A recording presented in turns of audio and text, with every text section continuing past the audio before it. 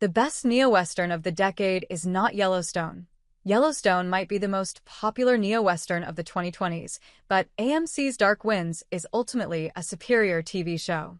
Taylor Sheridan's flagship series about the Dutton family's violent struggle to hold onto their ranch is rightly celebrated as a major factor in the Western genre's revival in popularity.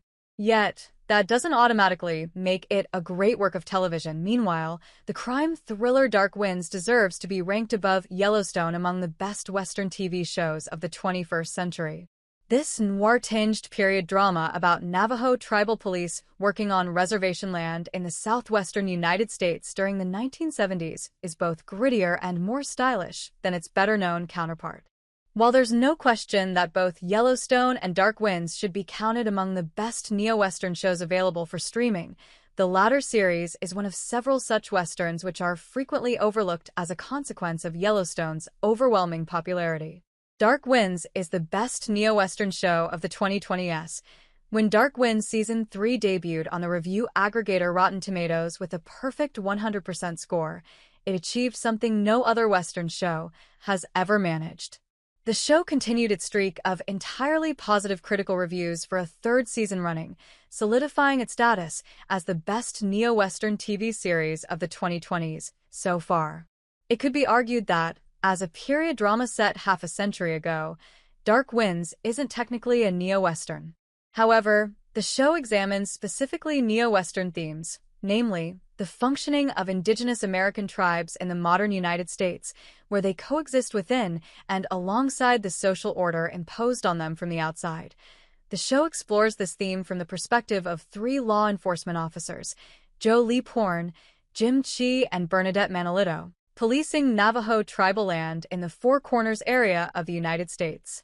Each season's plot primarily concerns a murder investigation, which is depicted with the foreboding undertones and oblique aesthetic of a neo-noir thriller.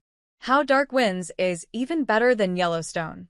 Dark Winds is one of several recent Western shows that are better than Yellowstone, and the most prominent example among the shows released in the 2020s. Based on novelist Tony Hillerman's Lee Porn and Chi stories, its characters are carefully crafted, nuanced portrayals of Native American culture, whereas Yellowstone is really a family drama dressed in Stetson hats and cowboy boots. Dark Winds is a Western show to its core, which brilliantly subverts the tropes of the genre's classic lawmen. At the same time, the series doesn't disguise the fact that it also belongs to the crime drama. Yet, the crime elements in Dark Winds are fully thought out and grounded in realism.